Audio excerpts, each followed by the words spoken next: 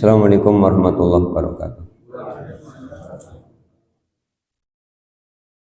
Innal hamdalillah nahmaduhu wa nasta'inuhu wa nastaghfiruh wa na'udzu billahi min shururi anfusina wa min sayyiati a'malina may yahdihillahu fala mudhillalah wa may yudlil fala hadiyalah.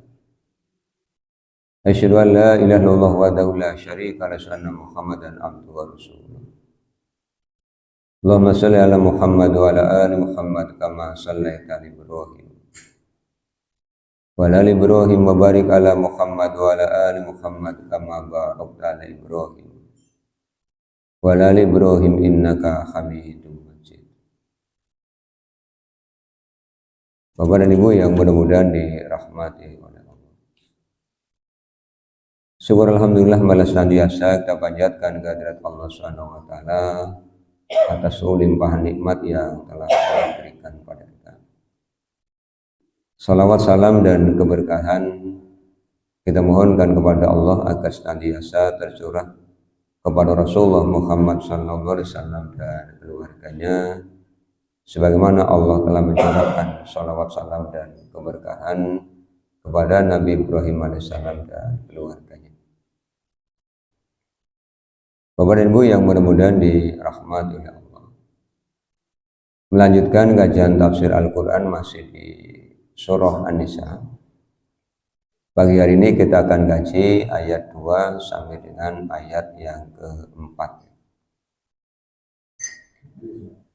Allah Subhanahu wa taala telah berfirman. A'udzu billahi minasyaitonir rajim. Bismillahirrahmanirrahim.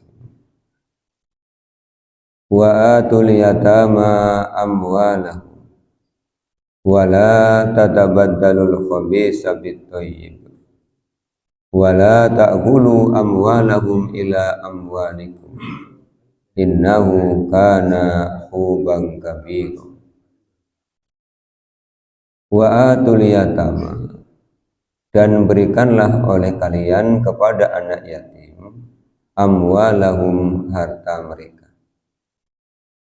Wala tatabaddalu, dan janganlah kalian mengganti al-khabisa, yang buruk, bit-thayyibi, dengan yang baik. Wala ta'kulu, dan janganlah kalian makan amwalahum, harta mereka, ila amwalikum, kepada harta kalian. Innahu, sesungguhnya yang demikian, kana adalah huban kabiru, dosa yang besar. Bapak dan Ibu yang mudah-mudahan dirahmati oleh Allah. Di ayat kedua dari Al-Quran surah An-Nisa, Allah Subhanahu wa taala memberikan aturan kepada orang-orang mukmin apabila mereka diberikan mandat dititipi anak yatim bersama dengan harta mereka. Dititip anak yatim itu maknanya dua. Yang pertama, anak yatim ini dititipkan kepada seseorang karena memang orang tuanya meninggal dunia dan dia memiliki harta. Nanti kita akan kaji di ayat yang ke-6 Al-Quran surah An-Nisa. Bagaimana kalau yang mengasuh anak yatim ini kaya? Oleh Allah diberikan perintah, kalau yang mengasuh anak yatim ini orang kaya, kata Allah, falyasta'fif, maka hendaklah dia meringankan. Jadi anak yatim itu nafkahnya sebaiknya diambilkan dari harta pengasuhnya, jika yang mengasuh itu kaya. Artinya berbuat baik kepada anak yatimnya maksimal, yang mengasuh, yang menafkahi. Apalagi kalau anak yatim ini memiliki hubungan kekerabatan. Yatimang dza maqrabah di Al-Quran surah Al-Balad. Tentu ada tambahan kebaikan dari Allah Subhanahu wa taala. Karena ada nilai silaturahim terhadap anak yatim itu. Bagaimana kalau yang mengasuh ini tidak punya harta? Maka kata Allah, kalau dia fakir, Fakir itu berarti kan tidak punya harta karena tidak berpenghasilan. Di Al-Quran surah Al-Baqarah sudah kita kaji, ada orang-orang yang la yastati'una durbang fil ard. Ada orang-orang yang tidak mampu berusaha di bumi. Karena memang hidupnya fi sabilillah, untuk ngurusi agama Allah, sehingga dia tidak sempat nasab. Bukan tidak mau, Bapak Ibu ya. Jadi fakirun itu karena tidak sempat nasab. Tetapi oleh orang-orang yang tidak kenal, itu menganggap bahwa orang ini kaya. Karena dia la yas'alunan nasa ilhafa, tidak mau minta-minta kepada manusia. Tapi dari mana diketahui bahwa dia itu fakirun? Ta'rifuhum bisimahum, nampak dari wajahnya. Wajahnya lemes begitu. Karena fakirun kan tidak punya harta berarti tidak punya sesuatu untuk dibelanjakan membeli makanan. Kan orang kalau tidak makan berhari-hari kelihatan dari wajahnya, wajah lemes. Lah kalau dalam keadaan fakirun, kata Allah, falyakul bil ma'ruf, maka boleh makan dengan cara yang ma'ruf. Artinya hanya untuk kebutuhan makan dan minum, bukan untuk kebutuhan senang-senang. Ini diberikan dispensasi oleh Allah Subhanahu wa taala. Bersedia mengelola, bersedia ngopeni anak yatim, tapi dia sendiri tidak punya harta, oleh Allah diizinkan. Tapi kalau berharta, sekali lagi kata Allah, falyasta'fif, gunakan harta. Kemudian di ayat 2 dari Al-Quran surah An-Nisa ini, Allah mengingatkan, jika si yatim ini sudah balik, nanti juga ada ayatnya di ayat yang ke-6. Wabtalul yatama hatta idza balagun nikah. Ujilah anak-anak yatim itu sampai mereka sudah masuk usia pernikahan. Dengan syarat apa? Anak-anak yatim ini sudah rusdan, akalnya sudah cerdas, sehingga dia bisa mengelola harta. Maka kata Allah, berikan yang dititipkan dari harta warisan orang tuanya, berikan kepada dia. Wa kafa billahi hasiba wa kafa billahi syahida. Hitung-hitungannya sama, karena Allah juga akan menghitung antara yang diamanahkan dengan yang dikembalikan.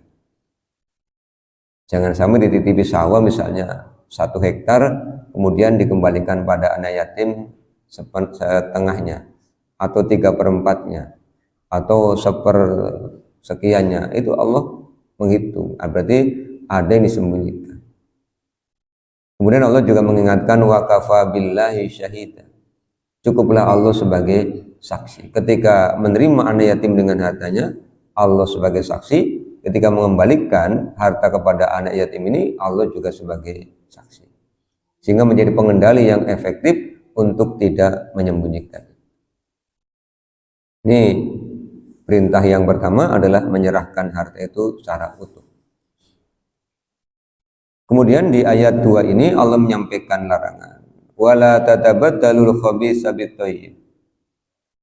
Jangan sampai menukar. Jadi ayat ini kan turun terkait dengan ada orang yang diamanahi anak yatim dengan peninggalan harta waris berupa kebun kurma. Kebun kurmanya menghasilkan banyak buah. Tetapi yang dititip ini punya kebun kurma yang hasilnya tidak banyak, maka dia mau menukar itu. Kalau di masyarakat kami itu ada istilah kalau sawah, ada sawah daging, ada sawah balu. Ukurannya boleh sama, tapi hasilnya berbeda. Sawah daging itu sawah yang dekat dengan irigasi, namanya sawah daging. Sehingga setahun bisa panen 3 kali. Tapi kalau sawah balung itu sawah tak ada hujan.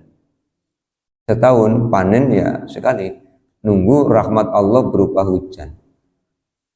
Tanam sekali, terus nunggu nih Allah turunkan hujan terus menerus. Setelah itu ketika Allah hentikan rahmatnya, sudah sawahnya sudah tidak bisa ditanami. Paling kalau masih ada sedikit air, habis padi ya tanami kedelai. Habis kedelai sudah. Istilahnya sawahnya menjadi kentang-kentang.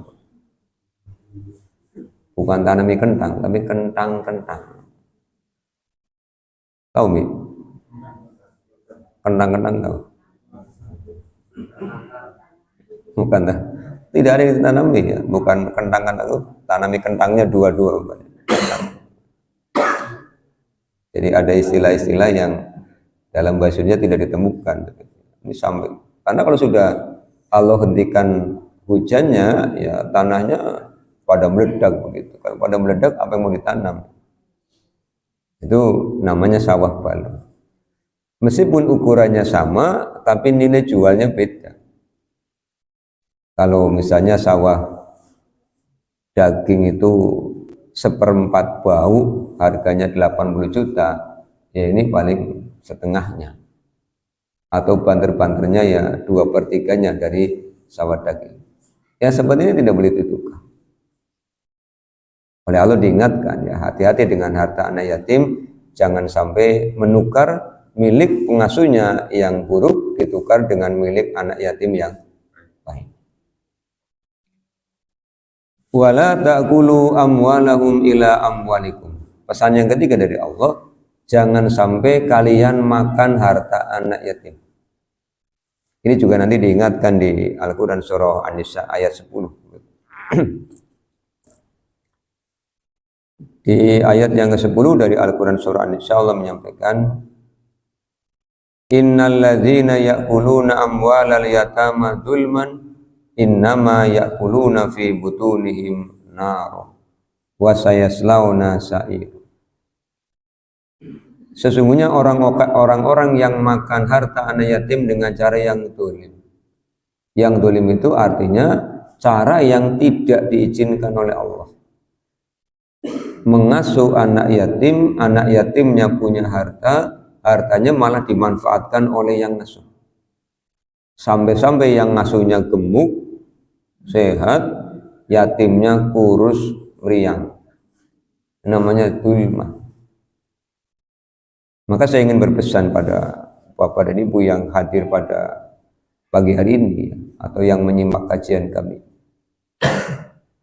Kalau di antara panjenengan ada yang diamanahi anak yatim dengan hartanya, baik anak yatim secara individu maupun di antara panjenengan ada yang ngelola yayasan anak yatim, saya ingin berpesan berhati-hatilah. Jangan sampai niat awal yang baik karena Allah malah geser. Jangan sampai malah kita yang ngasuh malah andon hidup dengan anak yatim.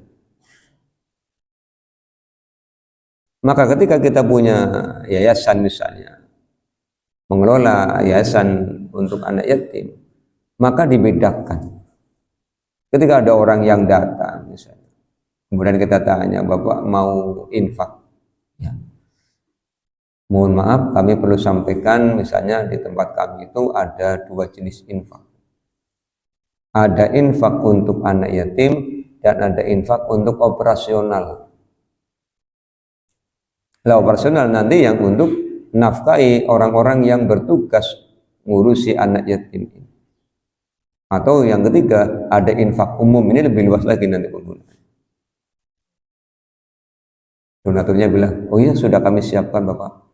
Kami siapkan 3 jenis infak, infak anak yatim. Berarti ini nanti yang masuk ke catatan ini ansih semuanya hanya untuk kebutuhan anak yatim itu. Ini untuk operasional, ya bayar listrik, ya bayar yang masak, ya bayar supir misalnya, ya bayar panitia-panitia ini yang memang mereka tidak bekerja di tempat lain, tapi bekerja di tempat panti ini, maka ini dibiayai dari infak operasional. Jadi pembukuannya beda-beda. Supaya apa? Antara niat yang orang mau berinfak, pelaksanaan orang yang mau berinfak, kerelaan orang yang berinfak itu jelas. Sebab di dalam konsep muamalah itu, akad, proses, dan niat mempengaruhi keabsahan. Keabsahan seseorang membelanjakan hartanya. sama dengan di masjid ya.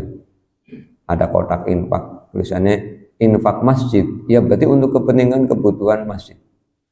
Secara fisik, bayar listriknya misalnya, ganti karpetnya misalnya. Kemudian misalnya mau ngecat, mau ganti jendela, mau ganti pintu, itu diambilkan dari situ. Karena kepentingannya masjid. Berarti kalau ada yang sakit mau membantu tidak diizinkan. Karena infaknya tulisannya sudah jelas untuk kepentingan. Nah, kotak satunya tulisannya hanya infak. Berarti orang masukkan hartanya ke situ, itu rela hati ketika dibelanjakan untuk kepentingan yang lebih umum. Ada jamaah yang sakit misalnya dibantu. Ada jamaah kok yang tidak datang lama ditengok. Oh ternyata lagi tidak punya harta sehingga sampai dia lemes tidak bisa ke masjid. Dibantu uangnya, dibantu berasnya sehingga bisa lagi datang ke. Jangan sampai misalnya kas masjid puluhan juta tapi ada tetangga masjid yang tidak ke masjid gara-gara lemes tidak makan. Nanti dolim kan. Itu peruntukannya seperti itu. Jadi akad itu yang menentukan nanti penggunaan harta ini kemana. Hati-hati sekali Bapak Ibu. Ketika kita diamanahi mengelola harta umat, tergantung nawaitu yang menitipkan. Apalagi sudah menyangkut anak yatim, kata Allah, orang yang makan harta anak yatim dulman dengan cara dolim, innama ya'kuluna fi butunihim nar. Mereka tidak makan harta, yang mereka makan adalah api neraka. Nanti kita akan bahas di ayat 30 apa 31 ya, tentang tajtanibul kabair. Jadi Allah memerintahkan kita untuk meninggalkan, menjauhi dosa-dosa besar. Di antara dosa besar itu adalah makan harta anak yatim. Jadi hati-hati sekali ya. Di Al-Quran surah Al-An'am Allah juga mengingatkan tentang harta anak yatim ya. Di ayat 152 surah Al-An'am ini lebih preventif lagi. Kalau di ayat 2 itu wala ta'kulu amwalahum, kalau di sini mendekati aja dilarang. Wala taqrabu malal yatimi illa billati hiya ahsan hatta yablugha asuddah. Wala taqrabu, dan janganlah kalian mendekati malal yatimi, harta anak yatim. Maka alangkah baiknya ketika bapak dan ibu di antara panjenengan ngasuh anak yatim dan mereka punya harta, hartanya dipisah. Ya, catatannya dipisah supaya tidak tercampur. Dan jangan didekati, karena orang tidak mungkin makan kalau tidak dekat-dekat terlebih dahulu. Artinya ini pencegahannya lebih ketat. Sama dengan Allah melarang perzinahan di Al-Quran surah Al-Isra. Itu kan bentuknya larangan ya, wala taqrabus zina, jangan mendekati zina. Artinya kalau dekat-dekat saja tidak boleh ya, apalagi berzina. Karena orang tidak mungkin berzina kalau tidak dekat-dekat dulu kan. Makanya ada istilah PDKT gitu ya. Di Al-Quran surah Al-Isra ayat 31. Wala taqrabuz zina innahu kana fahisyatan wa sa'a sabila. Supaya tidak terjadi perzinahan ya jangan berkholwat.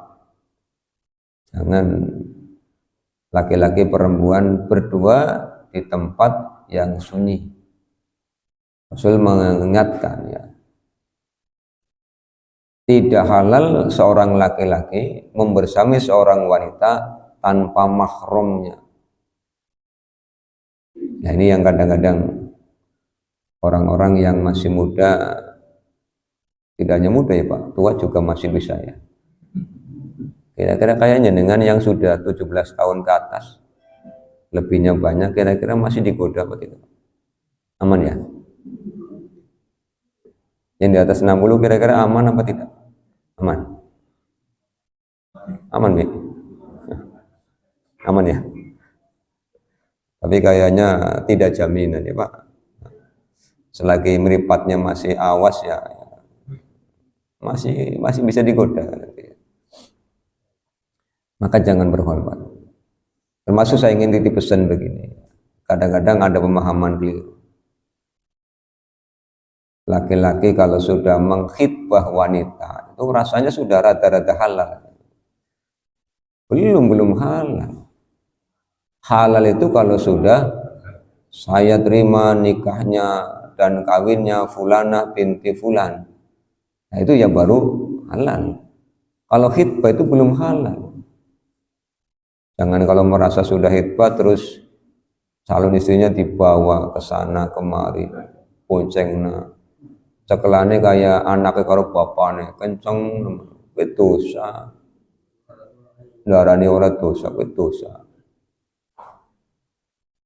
Berdua-duaan dosa, cekelan dosa, apalagi yang lainnya. Karena apa? Ya aturan Allahnya begitu. Kalau ingin segera halal ya habis ngelamar langsung nikah. Jadi Rasul kan udah wanti-wanti ya. Ada 3 perkara yang disegerakan. 1, hutang. Kalau sudah punya harta segera bayar. Jangan ditunda-tunda, nanti keburu tidak kuat bayar. Yang kedua, orang meninggal segera dimakamkan. Yang ketiga, anak perempuan segera dinikah. Kalau sudah ketemu jodoh. Jika perempuan sudah dihitbah kan berarti sudah ketemu jodoh, segera dinikahkan. Ngenteni apa sih? Laka duitnya Pak ke resepsi. Ya ora sah resepsi. Walimah saja. Kan nikah itu kalau mengikuti syariat murah. Ya. Yang penting calon istrinya mau. Wong kata Rasulullah, mas kawin cincin dari besi saja boleh kalau yang dinikahinya mau kan. Misalnya mau ndak dek nikah besok, udah punya duit mas, sudah berapa 5 juta itu cukup. Nah, mas kawin belikan aja cincin 2 gram, emasnya jangan yang 24 karat, lagi larang reganya Pak, yang 22 lah, hitung ngatus pindo ya 1.400.000 kan ya. Terus mau nikahnya di rumah apa di kantor aja yang nggak usah bayar kan. Ya anak bonceng kan saja, mempelai laki-lakinya sama bakal mertuanya mangkat bareng itu kan. Bayar. Oh, iya. Ya berarti wis 2 juta ya. Kasih lebih 3 juta untuk biaya walimah. Kata Rasul kan aulim walau bisatin, adakan walimah walaupun seekor kambing. Kue 3 juta gue tuku kambing segera 2 juta bayar. Disembelih, dimasak, kuahnya yang banyak. Yang 1 juta itu untuk beli beras. Teman-temannya diundang makan bersama. Sudah selesai. Jadi yang namanya pernikahan itu mau dibuat sederhana ya bisa, mau dibuat royal ya bisa. Tinggal niatnya cari apa? Cari ridho Allah apa cari ridho manusia? Ridho Allah itu hemat. Tapi kalau ridho manusia, like and subscribe, ya berat itu. Teman-temanku banyak Pak. Itu tadi 1 ekor kambing dimasak, disembelih, dipotong-potong kecil, disayur kuahnya yang banyak, gitu kan? Dimasak makan banyak orang tuh. Sama dengan nyembelih 1 ekor ayam, mau ngundang teman, jumlahnya banyak, gampang bikin bubur ayam, itu cukup. Kandani orang ngandel banyak. Oh teman-temannya bilang, bisa nih sih mas, medit teman tutup medit memang laka kan begitu ya. Medit itu jika ada tapi tidak dilaksanakan namanya medit. Oh tidak ada kok medit bagaimana? Bapak Ibu pernah dengar enggak orang miskin dibilangi medit? Pernah dengar enggak? Enggak ada. Jadi kan medit teman sih, medit pimen wong nyong goro duit kan medit kan ya. Jadi medit itu kalau ada, tidak ada kok. Ya. Jadi kalau kita ngesederhana, kemudian tidak memberatkan, bisa. Jaga nih anak-anak jangan sampai mendekati perzinahan. Apalagi kalau malah orang tuanya malah mengizinkan, habis dilamar malah bilang sama calon mantunya, Mas anak ibu rajak jalan-jalan, malah dikondek awal kayak keprimen. Bahaya, jangan, belum halal, tidak boleh ya. Ngapel boleh enggak Pak? Enggak boleh sih, nikahi dulu baru ngapel kan, habis nikah mau ngapel boleh. Kalau udah nikah enggak usah pulang, nginep aja boleh, syaratnya udah nikah kan. Ini Bapak Ibu harus sangat berhati-hati. Kemudian di Al-Quran surah Al-Isra ayat 23 Allah juga mengingatkan kembali, wala taqrabu malal yatimi illa billati hiya ahsan hatta yablughu asyuddah. Janganlah kalian dekati harta anak yatim kecuali dengan cara yang baik, hatta yablughu asyuddah, sampai usianya balik. Wa aufu bil ahdi, dan penuhi oleh kalian janji. Ketika diberikan janji, ini tak titip anak yatim, ini tak titip hartanya, ya penuhi. Jangan sampai kalau sudah megang harta jadi lupa, khilaf. Makanya ada ungkapan wong delengna duit mripate cu. Walaupun duitnya warnanya apa. Jadi dengan apa sih Pak? Karena duit ya. Ini dengan orang-orang yang tahu warna duit ya. Apa? Kalau lihat uang warna abu-abu sih hijau apa? Orang ya. Abu-abu pira sih? Apa lumayan dengan masalah duit? Iya, 2.000 abu-abu. Angger coklat sih Pak. 5.000. Ungu 10.000. Hijau 20. Biru memang mata duitan semua. Apa langkah singkat tarak urusan. Iya, masya Allah ya. Ini hati-hati ya. Jadi wala taqulu amwalahum ila amwalikum. Innahu kana huban kabira. Sesungguhnya memakan harta anak yatim termasuk dosa besar. Termasuk di antara 7 dosa besar. Ayat 3. Ibu-ibu jangan jengkel ya kalau ngaji An-Nisa ayat 3. Tentang poligami sih. Jangan jengkel dulu, kan belum dijelaskan ya. Jangan langsung menutup telinga, jarongokna. Ayat ini Ibu Bapak turun terkait dengan ada seseorang yang berkongsi dengan anak yatim di dalam pengelolaan harta. Berkongsi tahu ya, kerjasama. Nah, ketika si yatim ini sudah balik, ternyata orang yang berkongsi ini tertarik, kemudian hendak menikahinya. Tetapi ketika memberikan mas kawin itu tidak adil, tidak seperti wanita-wanita yang lain. Kan hakikatnya Ibu dan Bapak, mas kawin itu kan untuk calon istri, maka sebenarnya calon istri boleh menentukan besaran dari mas kawin itu. Maka dulu ketika saya mau menikah, kan saya dipanggil oleh pihak dari kantor urusan agama. Kemudian ditanyai tentang calon istrinya namanya siapa, tanggal lahirnya berapa, bapaknya namanya siapa. Barangkali nanti ketika dinikahkan keliru orang mungkin. Jadi harus dipastikan betul-betul yang dinikah itu benar-benar yang memang mau dinikah. Nah terakhir itu ditanyai mas kawin. Tapi ketika ditanyai mas kawin, yang ditanya bukan saya, tapi calon istri saya. Saya kan kaget Pak. Saya bilang, Mas, ini yang ditanyai dia bukan saya. Lah kan nanti untuk dia Pak. Aduh, anggar jaluknya gede, kita bahaya kan begitu ya. Jadi begitu ditanyai, Mbak, nanti kalau dinikahi masnya meminta mas kawin apa? Saya deg-degan. Dalam hati, ya Allah, dilindungi jangan saya minta yang berat-berat kan. Iya. Saat melamar itu saya masih wiyata begitu. Honornya 150.000. Tapi punya keberanian tinggi untuk melamar. Karena pikiran saya menikah itu perintah Allah. Kalau saya laksanakan, ya Allah yang tanggung jawab, nanti dibukakan pintu-pintu rezekinya gitu. Nah, alhamdulillah sih saya jawabannya begini. Terserah calon suami saya, tergantung kemampuan dan kerelaan. Alhamdulillah. Terus ditanyai, "Pira Mas?" "Sekian Pak."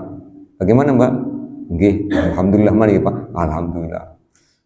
Coba kalau mintanya yang berat-berat kayaknya bingung kan begitu ya. Iya.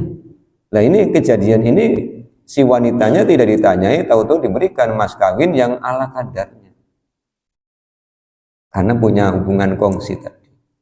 Maka oleh Allah diingatkan, wa in khiftum, dan jika kamu khawatir Allah tuqsitu, kamu tidak bisa berlaku adil fil yatama, kepada anak yatim yang akan kamu nikahi, kamu tidak bisa berlaku adil. Fangkihu, maka nikahilah oleh kalian ma tobalakum minan nisa, wanita yang kamu sukai. Ibu-ibu siapkan hati dan perasaan ya. Ini perintah Allah. Masna 2, wasulasa atau 3. Uaknya di sini maknanya au, bukan 2 dan 3 dan 4, bukan. Au masna 2, wasulasa atau 3, waruba'a atau 4. Jadi poligami itu adalah syariat yang telah Allah perintahkan. Tetapi ini tidak titik Pak. Nanti jenengan pulang jangan langsung pakai dalil ini ya. Ini belum titik masih koma. Fa in khiftum alla ta'dilu, maka jika kamu khawatir tidak bisa berlaku adil, fawahidatan, maka satu saja. Berlaku adil itu dalam urusan apa? Dalam 2 urusan. Yang pertama di dalam urusan pembagian nafkah. Kenapa? Karena pembagian nafkah dapat diukur, dapat dihitung. Jika istri pertama punya anak 1, kebutuhan nafkahnya per bulan misalnya 2 juta, maka ketika menikah lagi, istri yang kedua belum punya anak, tidak harus 2 juta. Karena yang namanya adil itu tidak harus sama, tapi proporsional. Sama dengan seorang ayah ibu punya 3 orang putra. Putra pertama SMA, putra kedua SMP, putra ketiga TK. Terserah saya, kan saya yang kasih contoh. Jangan protes, jangan protesan. Dikiranya udah buntu, ternyata nganaki lagi, kan bisa saja terjadi. Yang SMA sekolahnya jauh, dibekali motor dan uang untuk beli BBM. Yang SMP agak dekat, diantar sama bapaknya. Yang TK sekolahnya ini buri ning rumah, melempar tok anjong kan begitu ya. Ya tentu uang sakunya tidak sama. Dan anak-anak tidak akan protes, karena apa? Itulah keadilan. Yang namanya adil tidak harus sama. Maka ketika seorang laki-laki berhitung penghasilan tiap bulan 3 juta, istri 1, anak 5, tiap tanggal 25 kepalanya migrain misalnya. Istrinya bilang, "Mas, uang dapur habis." Jadi anaknya, "Pak, bayar kos." Anak satunya lagi bilang, "Pak, HP-nya mati." Oh, tambah migrain bapaknya gitu kan. Jangan coba-coba poligami. Berarti tidak mampu untuk melaksanakan keadilan dalam urusan nafkah. Jangan bilang begini, "Enggak Pak, mampu apa tidak? Tidak, tak coba dulu." Coba-coba. Tambah sengkleh nanti. Kalau mampu silakan. Maka ketika saya diberitahu, Pak, ada Pak Fulan istrinya 2, Pak Fulan istrinya 3, saya bilang, ya tidak apa-apa. Wong itu ada izinnya dari Allah. Kalau mampu kenapa tidak? Lah orangnya bertanya, lah antum kok tidak? Ya saya tidak mampu. Yang namanya pegawai itu kan dapat NIP. Tidak hanya kepanjangannya nomor induk pegawai, tapi nerima ing pandum. Pas, Pak. Jadi kalau nambah 1, bukan migrain lagi, vertigo nanti. Iya kan? Artinya mengukur diri, kalau tidak mampu ya jangan. Dari ibu-ibu nih, weh rongok kenal ya, Pak. Seneng dibilang. Iya. Jangan coba-coba. Kadang-kadang nawe itunya baik. Bilang sama istrinya, Dek, izinkan suamimu berbuat baik. Apa sih, Mas? Ada seorang wanita punya 5 anak. Suaminya meninggal. Saya ingin menolong dia. Kata istrinya, Mas, di sini juga ada seorang wanita dengan 5 anak. Apakah kau mau menolong dia dan menelantarkan yang ada di sini? Nanti di sana terselamatkan, di sini terdolimi kan gitu. Karena tadi istrinya tahu, tanggal selawe bewis vertigo baik kapan nambah si cimani. Orang sampai tanggal selawe malah nembe tanggal 5 wis vertigo gitu. Mumet orang kira-kira aja. Jangan sampai menyelamatkan yang di luar, malah mendolimi yang di dalam. Istilahnya menyelamatkan janda, malah yang di rumah menjadi janda. Karena itu perkara. Jangan sampai terjadi. Karena tujuan pernikahan adalah sakinah. Apalagi kok poligami sembunyi-sembunyi. Pasti berdusta terus. Tiap Sabtu kok izin diklat. Ngomong bojone, Dek orang balik ya rong dina diklat. Kan ini diklat kan tinggal minggu sih, Mas. Diklat apa kowe? Akhirnya istrinya ngangkat mata-mata diawasi. Pasang GPS ya, Mas. Konangan akhirnya ruwet. Jangan. Wong tujuan nikah itu sakinah. Maka saya tidak pernah mencela orang yang poligami, berarti mampu. Perkara saya tidak melaksanakan karena saya tidak mampu. Bukan tidak mengimani, tapi tidak mampu. Karena tidak mampu, maka tidak pernah terpikirkan. Yang mampu saja lah. Yang mampu aja masih banyak pemikir yang tidak mampu kan. Apa yang mampu? Sholat jelas mampu. Sholat itu kan syaratnya paling ringan. Yang penting 1, anak ambekane. Yang kedua, akalnya masih sehat, sudah kena kewajiban sholat. Ini kan mampu kita laksanakan. Infak ya sesuai dengan kemampuan, mampu ya silahkan. Kemudian yang kedua, adil dalam hal apa? Adil dalam hal datang untuk menemani istri. Membagi giliran itu bisa. Kalau istri 2 ya 3 hari nih Pak. 1, 2, 3, nanti 3, 4, 5, 4, 5, 6, terus nanti 7, 8, 9 terus itu. Kan gampang itu menemani. Tapi yang berat kan tadi urusan nafkah. Bagaimana Pak kalau ada wanita yang minta dinikahi oleh panjenengan terus bilang, enggak apa-apa, enggak usah dikasih nafkah. Nanti jenengan tak nafkahi malah bilang begitu. Kira-kira gelem apa ora Pak? Gelem. Gelem katanya Bu. Iya, tapi tetap kita nanti ya ditanya oleh Allah karena di An-Nisa 34 itu nafkah itu kewajibannya pada suami. Jadi nanti meskipun saya bilang enggak apa-apa, saya bisa cari nafkah sendiri.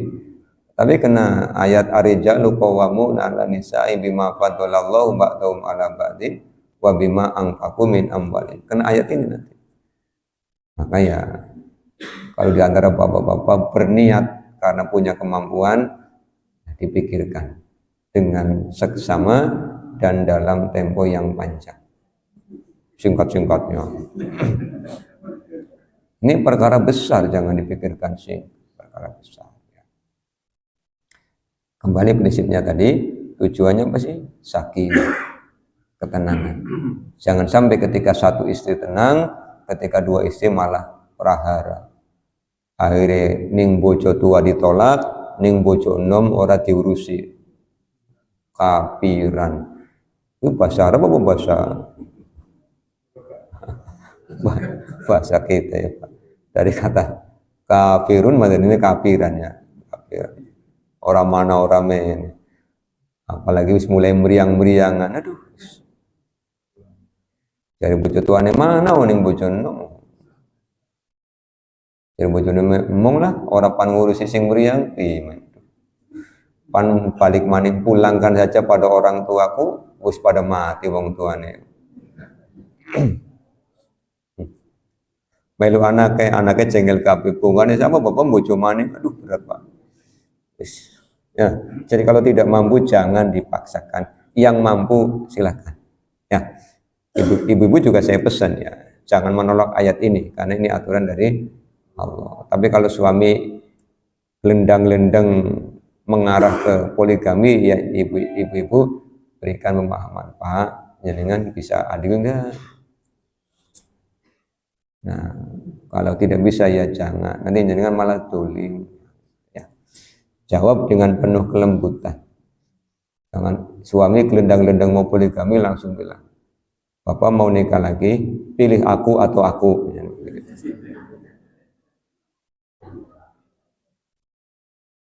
Salah. Orang salah, memang benar. Kena aja poligami kan pilih aku atau aku. Jangan pilih aku atau dia, ya jelas dia kan gitu. Iya. Kadang-kadang begitu. Jadi ketika dari nol laki-laki nikahi dengan perempuan, kemudian oleh Allah dibukakan pintu-pintu rezekinya. Kemudian kadang-kadang kalau tidak mampu mengendalikan diri, metu royale begitu. Tahu ya? Oh ya. Makanya istrinya mulai curiga, tumben sih. Biasanya tak pakai minyak wangi, sekarang pakai minyak wangi. Biasanya HP orang di password, kok saya di password. Terus sering jagung dewek mesam-mesam karo WA-an, aduh curiga. Akhirnya kan dicari tahu passwordnya apa. Oh passwordnya jentik, gampang. Uang lagi sehari jentiknya tempelan dan buka. Kan orang mungkin uang melek baik karena mereme ya. Orang dibuka teleki kan ini arane lanang kabeh bisa ning WA ne mesra-mesra aja diganti aran kan WA. Itu sinetron begitu, Pak. Ya sinetron ya. Jadi kalau sengsaranya dengan istri ya, kalau bahagia dengan istri. Jangan sampai sengsaranya dengan istri begitu bahagia dengan yang lain. Karena tetap yang terbaik. Saya ingin sampaikan sebuah tulisan di belakang trik, Pak. Ini pesan yang sangat bagus. Di belakang trik itu ada tulisan begini. Jangan mengejar yang menarik dengan meninggalkan yang terbaik. Itu di belakang trik tulisannya begitu. Yang terbaik siapa? Yang ada di rumah. Yang membersamai suami dari nol. Susah payah, termasuk yang melahirkan anak-anak panjenengan. Maka ketika suami bisa membersamai istri ketika melahirkan, itu cintanya akan mendalam. Seperti sekarang ada namanya pembelajaran mendalam ya. Cinta suami mendalam itu ketika istri melahirkan ditunggu sampai selesai. Anaknya 5 ya 5 kali nunggu. Itu tidak akan mungkin punya pikir untuk berselingkuh, tidak akan mungkin. Karena yang dilahirkan ya anaknya panjenengan. Kalau bahasa orang kampung saya, pongah pangeane luar biasa. Kenapa saya bisa cerita begini? Karena saya melakukan itu. Anak pertama ketika mau lahir ya saya membersamai. Anak kedua membersamai, anak ketiga membersamai. Dan ketika anak yang ketiga saya sampai lupa ya. Karena masuk tempat bersalin itu jam 4 pagi. Dan saat itu saya ada tugas ngaji, jadi saya izin ngaji dulu. Lah ngaji segera menemani. Lahirnya jam 3 pagi hari berikutnya. hampir 23 jam. Tak tinggal itu kalau waktu sholat, dia tak sholat dulu ya, selesai tak tunggu lagi. Sampai saya lupa, 2 hari kemudian jam 10 malam itu dengkul kok lemes Pak. Saya ingat, oh iya saya belum makan dari kemarin itu. Jadi fokus lihat isi begitu, boro-boro pengen makan. Nah, terbayanglah mie goreng itu nikmatnya luar biasa. Enggak pengen mie goreng ya. Saya keluar, kemudian beli mie goreng, tapi wong kelung saya Pak. Jadi bukan minyak tidak enak, perasaannya yang tidak enak. Makanya Masya Allah, jadi Allah titipkan istri sebagai amanah bagi kita suami, ya dijaga. Apalagi kalau bapak-bapak punya istri yang solihah, walaupun namanya bukan solihah ya, namanya boleh yang. Kalau punya istri yang solihah, belum meninggal dunia, saya pesan jangan dimakamkan terlebih dahulu. Belum meninggal masa dimakam. Saya pesan juga dengan ibu-ibu ya, kalau punya istri, suami yang soleh belum meninggal ya jangan dimakamkan terlebih dahulu. Dan Pak, ketahuilah bahwa istri itu aslinya senang dipuji. Maka Rasulullah SAW itu kalau manggil Aisyah kan tidak namanya ya Khumair. Maka nanti ketika jenengan pulang, panggillah istri dengan panggilan kesukaan dia. Ya Abiyad misalnya, wahai yang putih gitu. Karena ternyata sudah sering skincare maka wajahnya putih. Walaupun lehernya masih hitam misalnya. Karena skincare-nya tidak sampai ke leher. Iya, jadi senang dipuji. Wong muji tidak membayar be, ngerayu kan tidak bayar. Yang penting kan dirayu kan istrinya sendiri kan. Nanti yang tidak ikut ngaji kan istrinya kata, bapaknya lagi kenang apa? Balik ngaji ngerayu. Jadi pada ngerayu istri orang lain kan dosa ya. Rayulah istrinya sendiri. Kalau pagi-pagi istri sudah dandan hari Ahad, jangan ditanya. Kan ngendi tumben dandan, mesti jengkel bojone. Ditanya, pan diantar jam pira? Paling pasar ya. Oh iya. Jam 6 Pak. Terus biasanya malah bilang begini, jenengan orang kesel, jenengan istirahat baik, kowe basa-basi Pak. Orang kesel. Masa nganter bidadari kesel, orang kan gitu. Bong-bong megar atine kan. Diantar ke pasar. Hah? Masa sing megar irunge kan diwakti. Pas sampai ke pasar, jenengan jangan di parkiran, digandeng gitu. Digandeng sampai ke pasar, ditanya kita belanja apa aja, sayuran, oh pasar pagi sebelah utara. Enggak Mas, kita ke lantai 2 dulu, kayaknya tukang sayuran belum pada pindah, di lantai 2 isinya pakaian. Iya, kita sayuran dulu ya, digandeng. Nah, setelah digandeng selesai belanja, bayari, seneng orang kira-kira. Bener apa bener Bu? Wih, semangatnya mau jawab betul kayak. Bayar. Jangan sampai ke pasar bilang gini, "Is mana ning pasar? Mas ning endi? Ning parkiran." Kowe mlakune sejen, beg sejen. Rada jengkel. Karena jengkel akhirnya barang metu sing pasar, oliye sejen. Niat itu ke sayuran oleh dasar kan tadi perkara. Nah, makanya digandeng. Satu, ada kemesraan, ada kebahagiaan, ada efisiensi dan efektivitas. Iya, efisiensi waktu kan dipraktekkan ya Pak. Pak, wis tua sih Pak. Ya wis tua mu, wis enom orang masalah kan. Yang Rasulullah yang usianya jauh dengan Ibunda Aisyah saja, kalau membaca hadisnya, iya. Betapa romantisnya Rasulullah SAW dengan Ibunda Aisyah. Dan itu bagian dari kebahagiaan berkeluarga. Jangan jadi suami pedomannya apa? Pemisbah, laki-laki tidak bicara. Ini ringannya kalau ngadepi kopi meneng baiklah keprima. Bicaralah, komunikasi. Ini bagian dari hak dan kewajiban suami istri. Jadi ayat tentang poligami diimani ya Bu ya. meneng boy.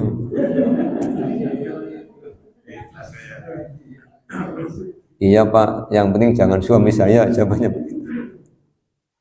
Ya diimani wong ini ayat Al-Quran ya. Bapak-bapak juga mengimani, tapi yang namanya mengimani kan sesuai kemampuan. Sama dengan haji, kita kan mengimani ya Pak.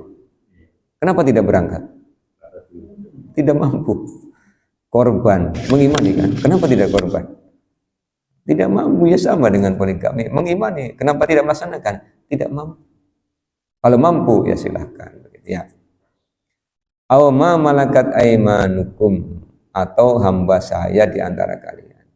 Zalika, yang demikian, adna Allah ta'ulu, lebih dekat supaya kamu tidak berlaku aniaya. Ayat terakhir 4, wa atun nisaa, dan berikanlah oleh kalian kepada para wanita sodukotihinna nihlah.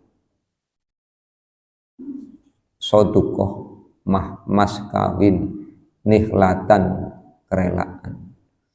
Silakan, mas kawin itu bentuknya bisa harta, bentuknya bisa jasa. Kan ada seorang wanita yang datang di majelisnya Rasulullah, kemudian bilang, ya Rasul, nikahi aku. Rasulullah lihat ke langit, terus menundukkan pandangan beliau. Karena apa? Tidak ada perintah dari Allah, ya Rasul tidak menikah. Jadi poligaminya Rasul itu atas perintah Allah. Lalu sahabat berdiri, ya Rasul, nikahkan dia dengan aku. Rasul tanya, punya apa? Duduk lagi, tidak ada ya Rasul. Pulang kepada keluargamu. Barangkali ada harta yang bisa untuk mas kawin. Datang lagi, punya apa? Tidak ada ya Rasul. Walaupun cincin dari besi, tidak ada. Hanya Rasul tanya begini, apa yang kamu hafal dari Al-Quran? Dia bilang, surah ini, surah ini, surah ini. Ya sudah, nikahi dia dengan ajari yang kamu hafal. Bukan dibacain, diajari. Jadi kalau misalnya laki-laki tidak punya harta untuk mas kawin, dia bisa menawarkan istrinya, mau ndak dek, tak ajari hafalan Al-Baqarah sama Ali Imran sebagai mas kawin. Kegawan ya. Ya wis lah, Al-Ikhlas karo Al-Falak. Jadi wong wadone nyung hafal Mas. Sing kon durung hafal apa? Nyung hafid 30 juz, aduh berat mandingannya Pak. Samanya tanya, ya sudah, bisa masak enggak? Enggak, aku ajari 5 resep. Dengan mas kawin akan ngajari 5 resep. Berarti kan tidak tunai kan? Iya, kan ngajarinya nanti habis nikah. Kalau istrinya rela hati, ya silakan. Ada yang adalah saya harta aja Pak. Apa? Seperangkat alat sholat. Apa aja? Mukena, sajadah. Masjidnya tak buatin Pak. Seperangkat alat sholat. Karena ini yang mau menikah kaya raya. Atau mau ngasih cek.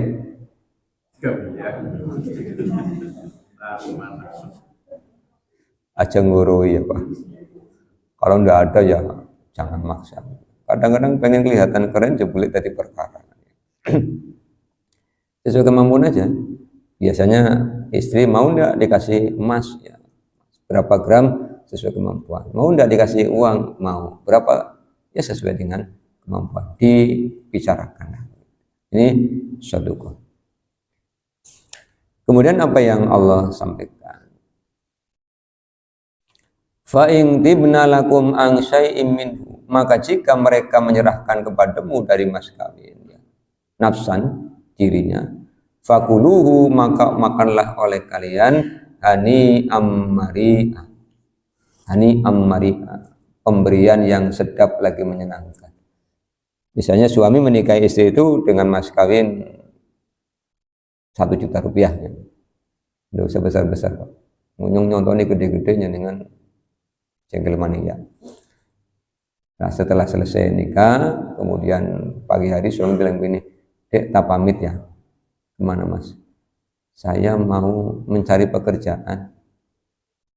Oh ongkosnya ada? Tidak ada. Ini mas kawinnya untuk sangu ya. Oke, nyilih apa main? Apa hadiah? Hadiah. Kata Allah, fakuluhu hani ammari. Tapi kalau istri bilang, "Ki nyilih Mas, ngudungnya dengan harus nyambut gawe, tolong kembalikan." Oh ya siap. Atau misalnya sudah bekerja tapi ingin menambah usaha untuk modal misalnya. Kalau istrinya bilang ini pinjam, ya dikembalikan. Kali ini tidak untuk panjenengan, ya fakuluhu hani amari. Menyerahkannya atas inisiatif istri dan kerelaan istri, bukan atas permintaan suami. Bukan suaminya bilang gini, "Dek, mas kawin ini nganggur ya, ini jaluk maning lah, ini tuh di jaluk maning, ya tidak boleh ya." Tapi kalau atas kerelaan istri menyerahkan, ya silahkan, kata Allah, silahkan dinikmati. Bapak dan Ibu yang mudah-mudahan dirahmati Allah, pemberian mas kawin oleh laki-laki kepada calon istri juga menunjukkan kesiapan, tanggung jawab. Maka memang idealnya ketika orang mau menikah itu ya sudah punya harta. Jangan sampai menikah semua dari orang tua. Mas kawin dari orang tua, biaya resepsi dari orang tua, setelah menikah ikut orang tua lagi, kan tambah pusing orang tua. Ya kontak nikah nanti ben bapak ringan malah tambah ngaput, kan begitu. Maka kembali kepada konsep sederhana tadi. Kalau resepsi mewah sampai puluhan bahkan ratusan juta, jika uangnya ada, maka bisa disederhanakan. Nah, setelah menikah itu uangnya bisa dihadiahkan. Kalau bisa dihemat misalnya 10 juta beres, punya uang 100, ya yang 90 kasihkan aja. Ini mas, hadiah pernikahan dari bapak. 90 juta ya. Besok pada bubar mana, ngontrak mana pada ngontrak. Ajang ini lebih uang tua mana pada ngontrak. Anak tetap dimodali 90 juta. Yang 10 juta untuk ngontrak setahun, yang 80 juta untuk usaha. Nanti bisa membeli rumah, bisa membuat rumah, kita modal. Tapi kalau kita habiskan untuk resepsi 100 juta habis, besoknya sampai beberapa tahun ke depan ya ikut kita lagi. Berat ya Pak. Jadi itulah kadang-kadang karena keinginan ingin sama dengan orang-orang, tidak enak dengan orang-orang, mengabaikan yang membuat kita menjadi berat. Begitu Bapak dan Ibu, An-Nisa ayat 2 sampai dengan ayat yang keempat ya. Mudah-mudahan bisa dipahami dan dipedomani. Kita tutup dengan membaca doa kafaratul majlis. Subhanakallahumma bihamdika asyhadu an la ilaha illa anta astaghfiruka wa atubu ilaika. Assalamualaikum warahmatullahi wabarakatuh.